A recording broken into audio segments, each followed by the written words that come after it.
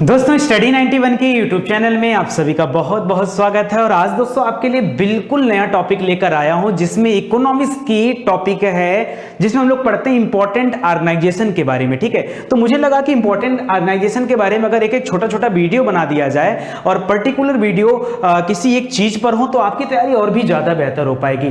तो आज मैंने टॉपिक चूज किया ब्रिक्स। ठीक है, इस तरह से ब्रिक्स हो गया, WTO हो गया, यूनाइटेड नेशन हो गया, आपका IMF हो गया, वर्ल्ड बैंक हो गया जिसे IBRD भी कहा जाता है। ठीक है, या फिर आपका जो है या CSO हो गया। ठीक है, तो इस तरह से तमाम टॉपिक हैं। SCO हो गया, ठीक है, संघाई कोऑपरेशन ऑर्गेनाइजेशन, या फिर मतलब इस तरह के तमाम समिट हैं जो अक्सर आपकी परीक्षा में पूछे जाते हैं। इनसे बहुत सारे तथ्य भी पूछे जाते हैं। तो आज की जो हमारी टॉपिक है इसमें मैं कवर करने जा रहा हूं ब्रिक्स के बारे में, और रोज एक इंपॉर्टेंट ऑर्गेनाइजेशन के बारे में मैं छोटा छोटा लेक्चर दूंगा। अधिकतम 8 से 10 मिनट का लेक्चर होगा आपका। ठीक है, तो आज हम लोग दोस्तों इस टॉपिक में कवर करने वाले हैं इसके स्थापना के संदर्भ में बातें कि कैसे हुई इसकी स्थापना। भाई 2009 में ऐसा तो नहीं कि कोई देश बैठे और अचानक से स्थापना हो गई। भाई कोई वजह होगी ना। जब कोई कमेटी बनती है तो कमेटी बनने से पहले काफी सारे कारण होते हैं, वजह होते हैं। क्या वजह था कि इस ब्रिक्स का निर्माण करना पड़ा, और इस ब्रिक्स के निर्माण में या 4 देश रहे हो, 5 देश रहे हो, तो आगे ये लोग कैसे आए उसके बारे में हम लोग यहां पर बातचीत करेंगे। पहला सम्मेलन कहां हुआ, कौन इसका नाम दिया, इससे जुड़ने वाले सदस्यों के बारे में, और इससे जुड़ने के बाद दोस्तों एक नया बैंक जो सामने आता है वो है न्यू डेवलपमेंट बैंक। ठीक है, याद रखिएगा NDB इसको बोलते हैं, न्यू डेवलपमेंट बैंक। आपने सुना भी होगा न्यू डेवलपमेंट बैंक के बारे में। ठीक है, जिस तरह से ADB है ना, एशियन डेवलपमेंट बैंक, वो एक अलग है, यहां पर न्यू डेवलपमेंट बैंक है, तो ये भी याद रखेगा। और 15 जुलाई 2014 में इसकी स्थापना हुई थी। तो वो पूरी की पूरी बातें और अलग अलग चीजें भी हम लोग देखने वाले हैं कि इसका समिट वगैरह कैसे होता है। ठीक है, बड़ा मजा आएगा आपको पढ़ करके। तो दोस्तों याद रखिए, अगर मैं बात करूं ब्रिक्स की ना, तो याद रखिए ब्रिक्स में कितने शब्द हैं, BRICS, यानी 5 शब्द हैं। इन 5 शब्दों का अपना अर्थ है। 5 शब्द ये 5 देश को इंडिकेट करते हैं। B माने होता है ब्राजील, R माने होता है रशिया यानी रूस, I माने होता है इंडिया, एकदम बीचों बीच में। ठीक है, C माने हो जाता है, क्या हो जाता है, चाइना, और उसके बाद क्या हो जाएगा आपका, S माने हो जाता है साउथ अफ्रीका। ठीक है, ये 5 देश हैं दोस्तों जो शामिल हैं ब्रिक्स कंट्री में। ठीक है, तो इन्हीं ब्रिक्स कंट्री पर हम लोग बातचीत करने चल रहे हैं। एक बात और याद रखिएगा, स्टडी 91 का एप्लीकेशन भी आ चुका है। अगर आप चाहते हैं आपकी पढ़ाई सिस्टमैटिक ढंग से हो पाए और बेहतर ढंग से आपकी तैयारी हो, तो एक बार आप दोस्तों एप्लीकेशन को इंस्टॉल करिए, बेशक आपको बड़ा मजा आएगा। ठीक है, चलिए स्टडी 91 के नाम से एप्लीकेशन है, प्ले स्टोर पर आपको मिल जाएगा। देखिए अगर मैं बात करूं ब्रिक्स की ना, तो ब्रिक्स की स्थापना हुई थी 2009 में। 2009 में ब्रिक्स की स्थापना हुई।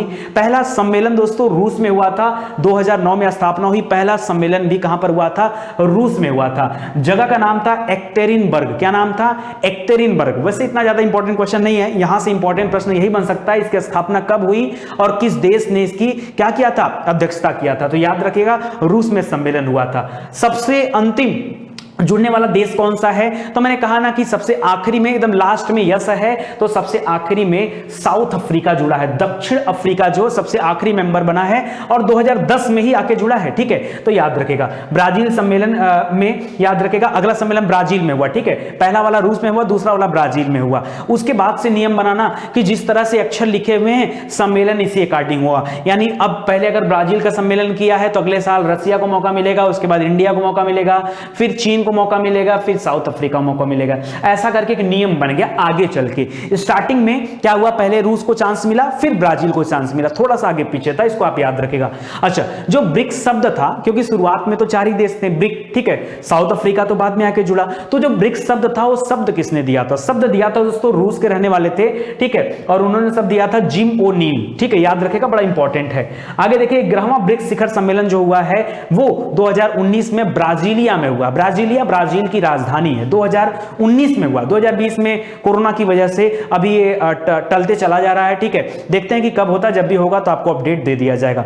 अब एक बात बताइए, अगर 2019 में ब्राजील में हुआ तो 2020 में कहां पर होगा, रूस को मौका मिलेगा, और 2021 में भारत को मौका मिलेगा। लेकिन अगर 2020 में होता है तो ठीक है, अगर वर्चुअल समिट भी हो गया तो भी काम चल जाएगा, लेकिन अगर समिट टल गई और अगले साल के लिए पहुंच गया तो फिर ये गड़बड़ हो जाएगा। वैसे नॉर्मली क्या होता है कि हर साल ये समिट होती ही होती है, इस बार भी होगी। यह संगठन अपने 5 सदस्यीय देशों का एकीकृत प्लेटफॉर्म है। जो 5 देश है ना, ये 5 देशों का एक एकीकृत प्लेटफॉर्म है, एक मजबूत संगठन है। और 5 देश अपने आप में बड़ा मजबूत है। सोचो, एक तरफ रूस है, ब्राजील है, रूस है, चाइना है, इंडिया है और दक्षिण अफ्रीका है। ठीक है, तो एक तरह से देखिए कि अलग अलग महाद्वीप, भाई ब्राजील जो है दक्षिण अमेरिका महाद्वीप है, अफ्रीका जो आपका अफ्रीका महाद्वीप हो गया, भारत जो हो गया आपका एशिया महाद्वीप है। हालांकि एशिया महाद्वीप में तीनों आ जाएंगे, रूस भी आ जाएगा, चीन भी आ जाएगा और भारत भी आ जाएगा, लेकिन क्योंकि एशिया सबसे बड़ा महाद्वीप है तो इतने महाद्वीप में तीन बड़ी शक्तियां हैं। ठीक है, तो उन सभी को यहां पर रखा गया है। ब्रिक्स सम्मेलन, शिखर सम्मेलन की अध्यक्षता प्रतिवर्ष ब्रिक्स क्रमानुसार सदस्य देशों के हिसाब से उनके नेताओं द्वारा किया जाता है। मैंने कहा ना, ब्राजील, फिर रसिया को मौका मिलेगा, फिर इंडिया को, फिर चाइना को, फिर साउथ अफ्रीका को मौका मिलेगा। ब्रिक्स देशों की जनसंख्या दुनिया की पूरी आबादी का लगभग 40% है। मतलब पूरे दुनिया में जितने लोग रहते हैं ना, उनमें अगर 40% को अलग कर दिया जाए तो ये 40% का आबादी सिर्फ 5 देशों में रहती है। कितने देशों में? 5। अरे यार, पहले दूसरे नंबर पे तो हम ही और चाइना है। चाइना नंबर 1 पर है आबादी के मामले में और भारत नंबर 2 पर है। तो इतनी बड़ी आबादी तो केवल हम 2 में आ गई है। ठीक है, बाकी हमने रसिया भी ले लिया, ब्राजील भी ले लिया और अफ्रीका भी ले लिया, तो दुनिया की 40% जनसंख्या इस ब्रिक्स कंट्री में निवास करती है। कराया कि ब्रिक्स में सर्वप्रथम सम्मिलित देश कौन से थे? ब्राजील, रूस, भारत और चीन। बाद में साउथ अफ्रीका आके ऐड हुआ 2010 में अंतिम देश के रूप में। ब्रिक्स के स्थापना का उद्देश्य क्या था, क्यों बना ब्रिक्स? ठीक है, मैंने आपसे कहा ना कि मैं इसके पीछे के मुद्दों पर भी चर्चा करूंगा ताकि आपको समझ में आए। दोस्तों 2008 में एक बहुत बड़ी मंदी आई थी। उस मंदी ने पूरे दुनिया को झकझोर के रख दिया था। कहानी सुनिए। अधिक अस्थायी तथा न्याय संगत रूप से अलग अलग देशों के बीच में सहयोग को व्यापक स्तर पर बढ़ाने के लिए इस ब्रिक्स की स्थापना को किया गया। ठीक है, देखिए हुआ क्या था, पहले आप एक बार पूरा मैं बता दे रहा हूं, फिर आपको अपनी भाषा में समझाता हूं। दूसरा पॉइंट दे रहा है ब्रिक्स द्वारा प्रत्येक सदस्य देश की आर्थिक स्थिति तथा विकास का ध्यान रखना। तीसरा दे रहा है ब्रिक्स को शुरू करने का मुख्य उद्देश्य 2008 का वैश्विक मंदी था। चौथा पॉइंट दे रहा 2008 का आर्थिक संकट अमेरिका से शुरू हुआ। तमाम वैश्विक संगठन जैसे विश्व बैंक हो गया, जो जिसको आईबीआईडी के नाम से जानते हैं या फिर वर्ल्ड बैंक के नाम से जानते हैं, आईएमएफ हो गया, अंतरराष्ट्रीय मुद्रा कोष, इंटरनेशनल मॉनेटरी फंड, ठीक है, वो हो गया, एशियाई डेवलपमेंट बैंक हो, विकास बैंक हो गया, ठीक है, एनडीबी नहीं, एनडीबी तो न्यू डेवलपमेंट बैंक हो जाएगा, एडीबी एशियन डेवलपमेंट बैंक, ठीक है, वो हो गया। ये सभी परोक्ष या अपरोक्ष रूप से अमेरिका और यूरोप का इन सभी एजेंसियों पे वर्चस्व है। अतः से निपटने के लिए ब्रिक्स समूह की स्थापना हुई। सुनिए, आपको कहानी पूरी मैं समझाता हूं। हुआ कुछ ऐसा दोस्तों, 2008 में बहुत बड़ी मंदी आई। उस मंदी ने पूरे दुनिया के लगभग सभी देशों को झकझोर के रख दिया। दोस्तों पता चला कि दुनिया की जो बड़ी बड़ी एजेंसियां हैं, जो बड़े बड़े संस्था हैं, उन संस्था पर जो वर्चस्व है वो या तो अमेरिका का वर्चस्व है या तो यूरोप का। यूरोप मतलब यूरोप में या तो जो है इंग्लैंड का वर्चस्व है। ठीक है, यूरोपीय देशों में कई सारे देशों का वर्चस्व है अलग अलग, तो याद रखिए यूरोप का वर्चस्व है या फिर अमेरिका का वर्चस्व है ज्यादातर बड़ी बड़ी संस्थाओं पर। आप बड़ी संस्था के रूप में किसे जानते हो? वर्ल्ड बैंक को जानते हैं, आईएमएफ को जानते हैं, और इन पर जो वर्चस्व है किसका? अमेरिका और यूरोप का वर्चस्व है। तो ऐसे में बाकी देशों की प्रतिभागिता कहां तक सम्मिलित है वहां पर? ठीक है, तो याद रखिए इस चीज को लेकर ये हुआ था कि यार हम लोग एक अलग कमेटी बनाएंगे। ठीक है, तो हमारा भारत, ब्राजील, रसिया, चीन, इन लोगों ने मिलकर यह तय किया कि क्यों ना हम लोग अपना एक संगठन बनाते हैं, और उस संगठन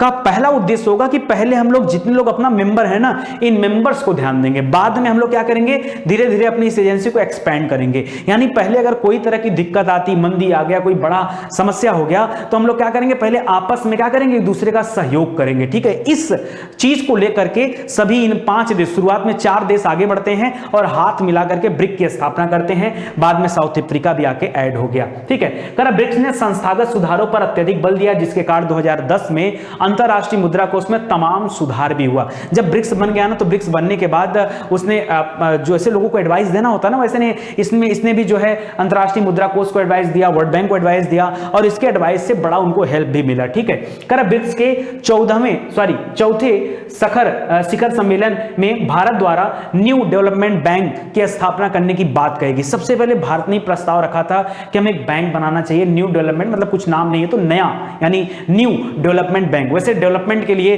तो बहुत सारी एजेंसियां पहले से थी, जैसे वर्ल्ड बैंक भी क्या करता है, वो भी डेवलपमेंट के लिए पैसे देता है। ठीक है, तो सब एजेंसियां तो है ही हैं। तो इन्होंने कहा कि हम एक न्यू डेवलपमेंट बैंक की स्थापना करते हैं। ठीक है, और इन 5 देशों ने मिलकर के न्यू डेवलपमेंट बैंक बना डाला। ठीक है, 6वां शिखर सम्मेलन हुआ 2014 में, जुलाई में हुआ था, रूस में हुआ था। उसमें यह तय हो गया कि ठीक है, हम निर्णय लेते हैं कि हम लोग क्या करेंगे, एक ब्रिक्स के द्वारा एक फंडिंग करके एक बैंक बनाया जाएगा जिसका नाम है न्यू डेवलपमेंट बैंक। ठीक है, तो ध्यान दीजिएगा। अब देखिए उसी समय नाम आ गया एनडीबी, न्यू डेवलपमेंट बैंक, एक नया विकास बैंक बनाने की बात आ गई। इसकी स्थापना दोस्तों क्योंकि 2014 में 6वां शिखर सम्मेलन चल ही रहा था, रूस के द्वारा उसमें कहा गया और ब्राजील में आयोजित हुआ था। ठीक है, तो उस शिखर सम्मेलन में क्या किया गया, इसकी स्थापना कर दी गई। करा इसका कार्य क्या किया गया, करा इसका उद्देश्य और कार्य ब्रिक्स देशों और अन्य उभरती विकासशील अर्थव्यवस्थाओं, सबसे पहले इसका फोकस कहां होगा, ब्रिक्स कंट्री पे होगा। यानी पहले हमारे 5 के बारे में सोचो, उसके बाद जितने विकासशील देश हैं, जो डेवलपिंग नेशन है ना, जो उभर रहे हैं धीरे धीरे, फिर हम उनकी मदद करेंगे। ठीक है, और उनकी सतत विकास के लिए, मूलभूत परियोजनाओं के लिए वित्तीय संसाधन जुटाएगा ये एनडीबी। ठीक है, करा ब्रिक्स देशों के मध्य सहयोग को बढ़ाना। कभी जैसे हमारे और चीन में कभी कभी युद्ध की बात आ जाती है, ठीक है, जैसे इसमें चीन बड़ा गुर्रा रहा है, तो ऐसे में ब्रिक्स क्या करेगा,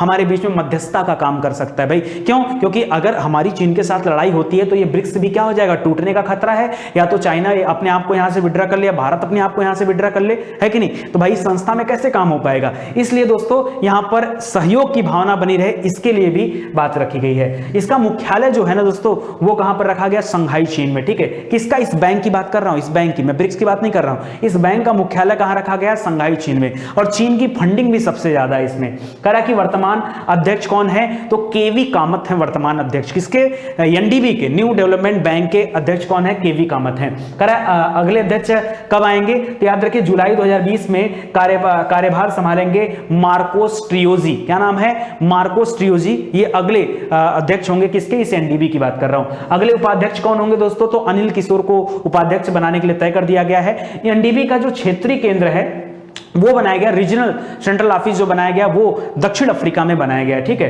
करा बैंक की शुरुआती प्राधिकृत पूंजी कितनी थी, तो 100 अरब अमेरिकी डॉलर, इतना पैसा रख करके इस बैंक की शुरुआत हुई थी। तो अपने आप में बड़ा अमाउंट है, तो उसको भी आप ध्यान दीजिएगा। करा भारत के परिप्रेक्ष्य में ब्रिक्स संगठन का महत्व क्या है, भारत को लेकर के आप क्या समझते हैं, ब्रिक्स के परिप्रेक्ष्य में भारत का महत्व कितना है, वो आप देखिए। करा ब्रिक्स सम्मेलनों के माध्यम से भारत आतंकवाद के खिलाफ मजबूती से आवाज उठाता है। दोस्तों है क्या ना, देखिए भारत तो जितने भी प्लेटफॉर्म पर जाता है ना, तो सबसे पहला उसका फोकस होता है आतंकवाद के खिलाफ बात करना। क्यों, क्योंकि हमारे देश की जो सबसे बड़ी समस्या है, अगर मैं इंटरनेशनल लेवल पे देखूं, तो है आतंकवाद की समस्या। बाकी तो हमारे घरेलू समस्याएं, उससे तो हम जैसे तैसे निपट लेते हैं, लेकिन ये आतंकवाद की जो समस्या है, इससे निपटने में थोड़ी सी समस्या होती है। इसलिए भारत जब किसी वैश्विक स्तर पर मीटिंग करता है तो वहां आतंकवाद की बात को जरूर करता है। ठीक है, तो यहां पर ब्रिक्स सम्मेलनों के माध्यम से भी भारत ने आतंकवाद के खिलाफ क्या किया, एक कड़ा कदम उठाया है। ब्रिक्स एक अति महत्वपूर्ण शक्तिशाली देशों का संगठन है। अगर वो इनके बारे में विचार करते हैं तो आतंकवाद को दबाया जा सकता है या हटाए खत्म भी किया जा सकता है।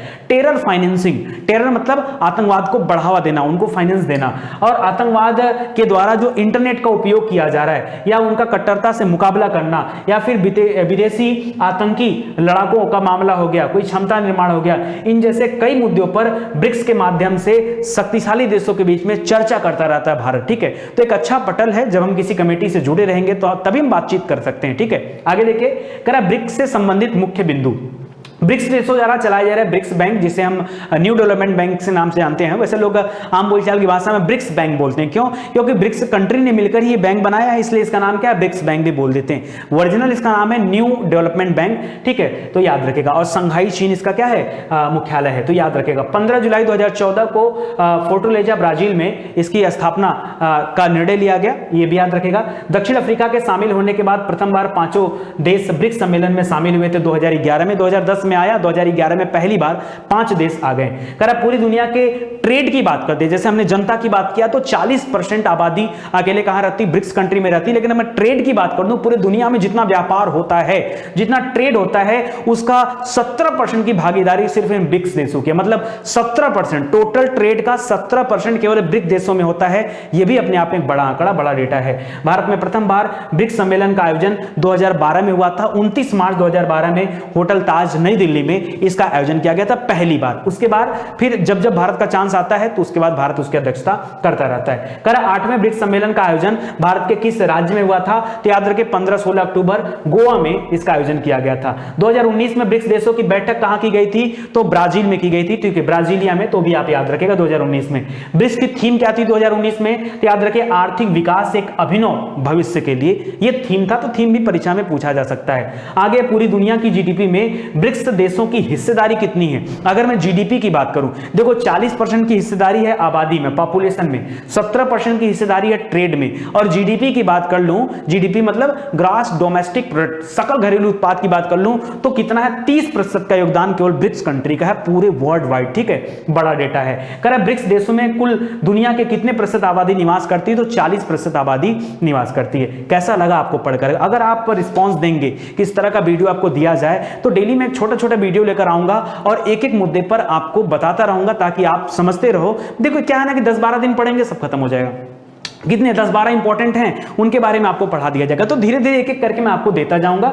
ये अगर आपको अच्छा लगता है दोस्तों इस पे रिस्पॉन्स जरूर दीजिएगा, ठीक है। आप सभी का बहुत बहुत धन्यवाद। मिलते हैं अगले लेक्चर में, तब तक के लिए जय हिंद जय भारत। एक बात और याद रखिएगा, अगर आपको लगता है कि हाँ आप इसके माध्यम से अच्छी तैयारी कर सकते हैं तो जल्दी से एप्लीकेशन को इंस्टॉल कर लीजिए, क्योंकि यहाँ पर कईयों वीडियो है। आप हर एक परीक्षा की तैयारी सिस्टमेटिक तरीके से कर सकते हैं। वहां पर टेस्ट पेपर दिए गए हैं, क्वेश्चन आंसर प्रैक्टिस सेट दिए गए हैं, ब्लॉग दिए गए हैं, जिसके माध्यम से आपकी तैयारी और भी बेहतर हो पाएगी, ठीक है। मिलते हैं अगले लेक्चर में, तब तक के लिए जय हिंद जय भारत, धन्यवाद।